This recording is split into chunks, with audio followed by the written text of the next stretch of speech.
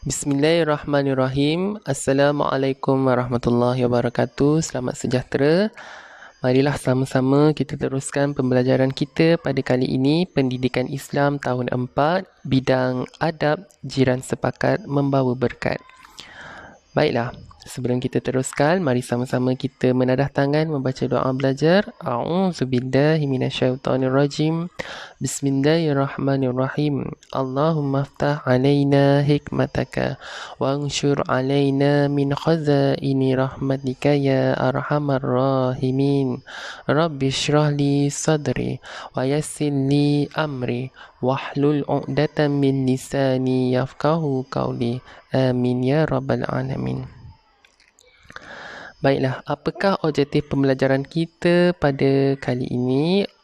Di akhir pembelajaran, murid-murid dapat menyatakan maksud jiran, seterusnya menyatakan dalil nakli berkaitan dengan jiran, seterusnya menyatakan hak-hak jiran, meneladani akhlak Rasulullah sallallahu alaihi wasallam dalam kehidupan berjiran dan mengamalkan adab berjiran. Sebelum kita teruskan, marilah sama-sama kita tekan butang langgan ataupun subscribe. Mudah-mudahan bermanfaat. Sila lihat apakah yang dimaksudkan dengan jiran. Apakah itu jiran? Jiran ialah orang yang tinggal berhampiran dengan rumah seseorang dan disebut juga tetangga. Jika di sebelah rumah anda rumah kosong, itu bukanlah jiran. Mestilah ada orang barulah dinamakan sebagai jiran. Jiran di sebelah rumah kanan kita siapa, sebelah kiri rumah kita siapa, depan, belakang, dan yang berhampiran dengan rumah kita, itu juga dinamakan sebagai jiran.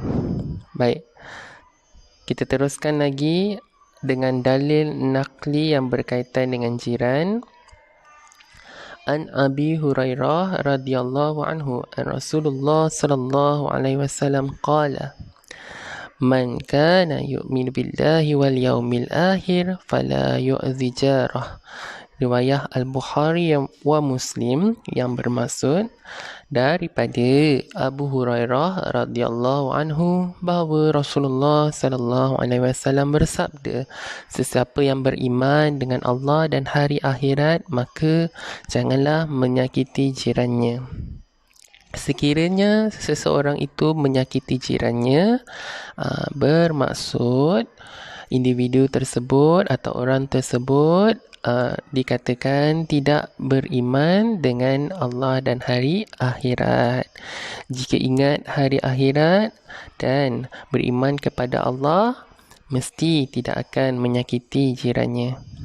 Kita sama-sama ambil nilai yang baik. Dalam hadis ini, apakah nilai yang kita dapat? Mestilah menghormati antara satu sama lain. Walaupun jiran kita tidak sama dari segi agama, bangsa, kita mestilah mengamalkan sikap harmoni, bersatu padu. Barulah kita dapat hidup dengan aman dan damai. Seterusnya,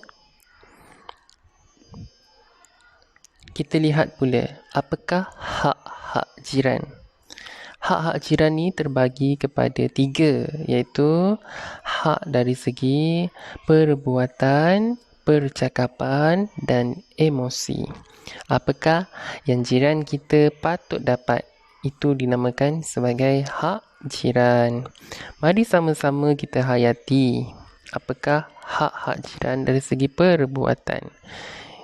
Okey, apakah yang perlu kita sempurnakan? Yang pertama, kita tidak menyakiti jiran dari segi perbuatan. Okey, seterusnya, menziarahi jiran ketika sakit. Jika jiran kita ditimpa musibah ataupun sakit, kita perlulah ziarah ataupun melawat bertanya khabar. Jika kita tidak ada masa emergency, boleh juga kita berWhatsApp, kita tanya. Okay? Dan seterusnya, memberi pertolongan jika diperlukan. Sekiranya kita nampak kita ada jiran baru pindah rumah, jadi kita lihat jiran kita dah susun-susun barang tu, jadi apa yang kita boleh buat, kita tolong jiran kita angkat barang. Itu pun dinamakan sebagai menunaikan hak berjiran.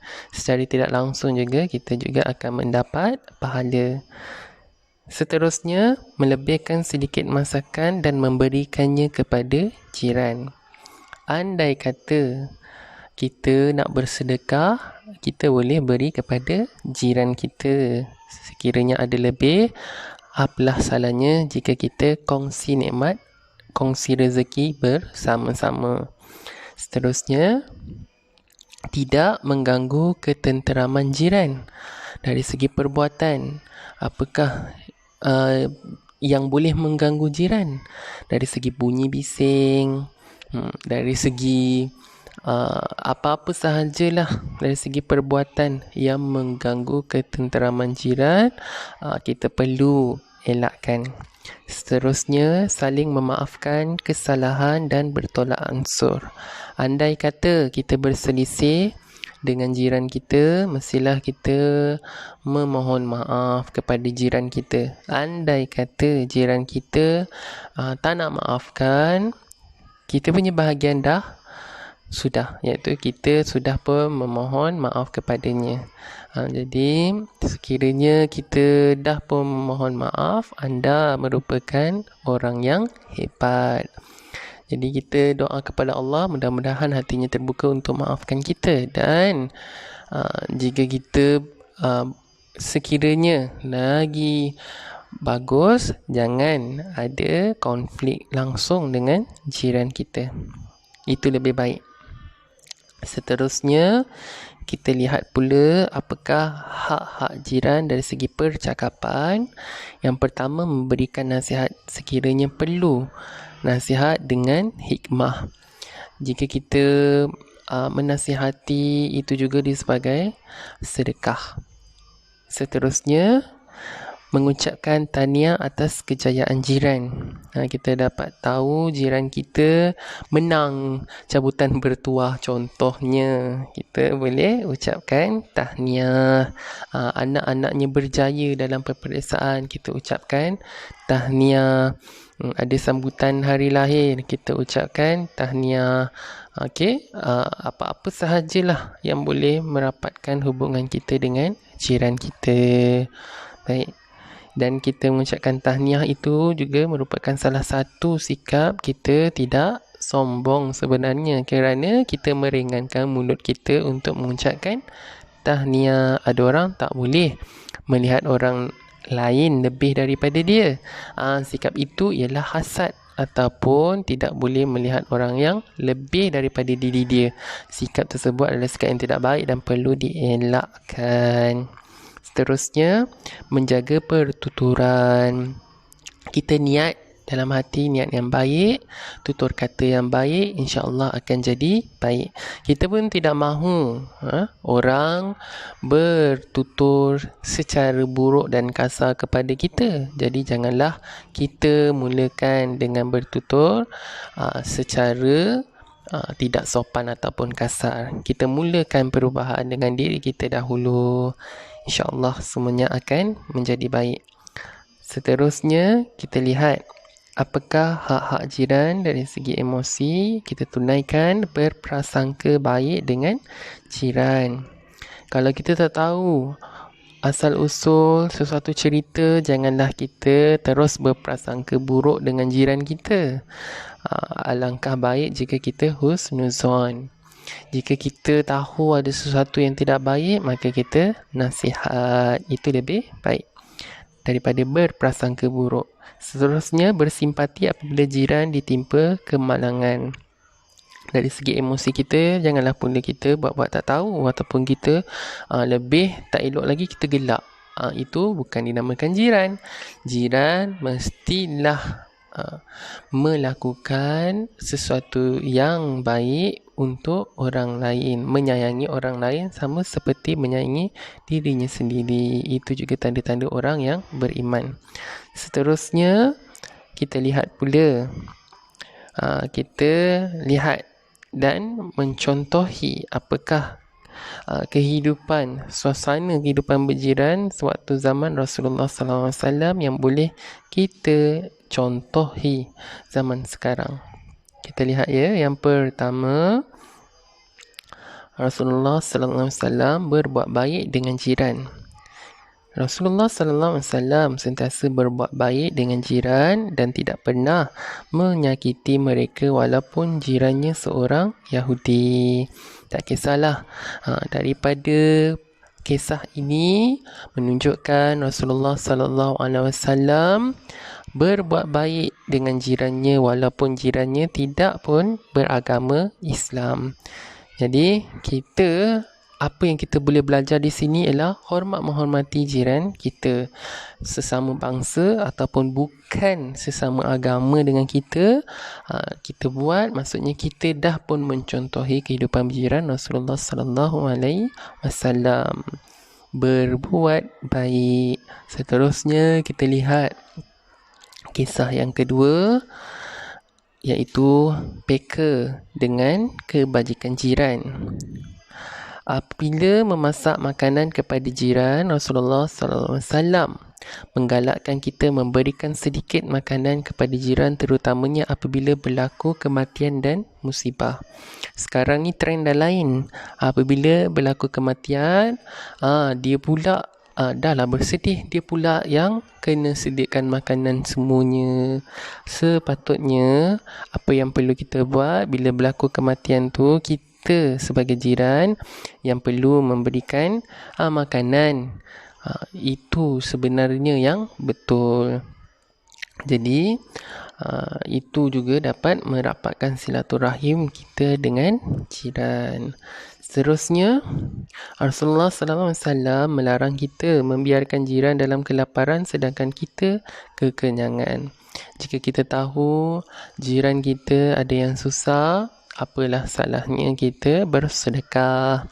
Bukankah sedekah itu baik? Kita teruskan. Yang seterusnya ialah menghargai jiran. Rasulullah SAW berpesan agar kita kerap memberikan hadiah kepada jiran dan mendahulukan jiran yang berdekatan. Jika ada rezeki, kita kongsi rezeki dengan jiran kita. Kalau tak dapat bagi semua jiran kita, kita bagi jiran dekat, itu pun sudah memadai. Jadi kita teruskan pula. Rasulullah SAW menegah kita meremehkan pemberian jiran walaupun kurang bernilai. Jika jiran kita memberi sesuatu kepada kita, kita terima dengan hati yang terbuka, tak perlu kita nak komen. Baiklah, seterusnya kita lihat pula kepentingan adab berjiran. Apakah kepentingannya adab berjiran ni? Yang pertama adalah kepada individu, iaitu mendapat pahala dan redha Allah. Kerana kita melakukan sesuatu yang baik kepada jiran kita, kita mendapat redha dan pahala di sisi Allah. Seterusnya, menjamin ketenangan emosi. Bila kita baik dengan orang lain, secara tidak langsung emosi kita pun akan tenang. Itu adalah apa yang kita dapat. Jika kita beri sesuatu yang tidak baik, maka emosi kita juga akan terganggu kerana kita telah melakukan kesilapan ataupun kesalahan. Seterusnya, kita lihat pula kepentingan adab berjiran dalam masyarakat. Yang pertama ialah kerja yang berat menjadi ringan kerana kita bekerjasama, bersepakat. Ringan sama dipikul, berat sama dijinjing. Jika tersilap, maafkan saya. Jadi, mana kerja yang berat itu akan menjadi lebih mudah. Seterusnya, kita lihat apakah kepentingan adab berjiran dalam masyarakat. Hidup damai dan harmoni.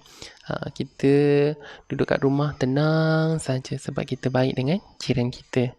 Okey, seterusnya gejala negatif dapat dibanteras kerana kita kenal jiran kita dan kita amalkan adab-adab dengan jiran kita, maka perkara yang tidak elok dapat dielakkan. Seterusnya memupuk silaturahim. Hablum minallah wa hablum minan nas. Kita menjaga hubungan kita dengan Allah dan menjaga hubungan kita dengan manusia. Ini kan pula jiran kita.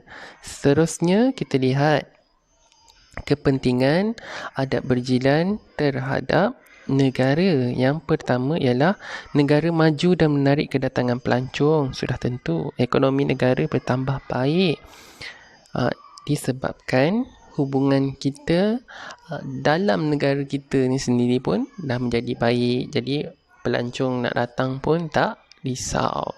Kita lihat keadaan semasa ni waktu COVID, pelancong tak ada. Itu bukan salah kita dengan jiran kita, tidak. Itu disebabkan negara kita, kerajaan telah pun mengambil keputusan untuk tidak membenarkan pelancong luar masuk untuk mengelakkan berlakunya peningkatan kes COVID ini dengan lebih mendadak. Okey, kita lihat, semak semula objektif pembelajaran kita pada hari ini. Adakah anda dapat menyatakan maksud jiran? Apakah itu jiran? Boleh jawab. Okey, yang kedua, menyatakan dalil nakli. Apakah dalil yang dipetik yang berkaitan dengan jiran? Adakah daripada Al-Quran ataupun hadis? Boleh jawab. Okey, jika tidak, maka perlulah ulang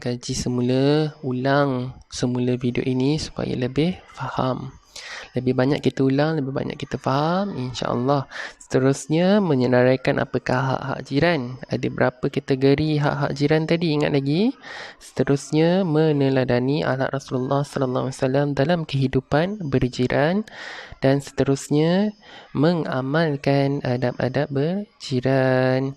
Jadi, di akhirnya, saya berharap agar kita semua dapat mengambil mana yang baik itu kita jadikan sebagai satu contoh dan ikutan. Mana yang tidak baik kita jadikan sempadan dan janganlah kita buat.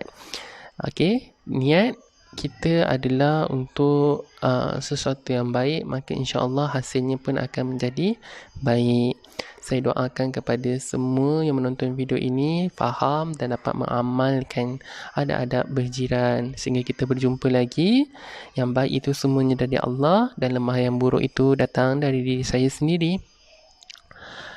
Sehingga untuk itu kita berjumpa lagi. Assalamualaikum warahmatullahi wabarakatuh.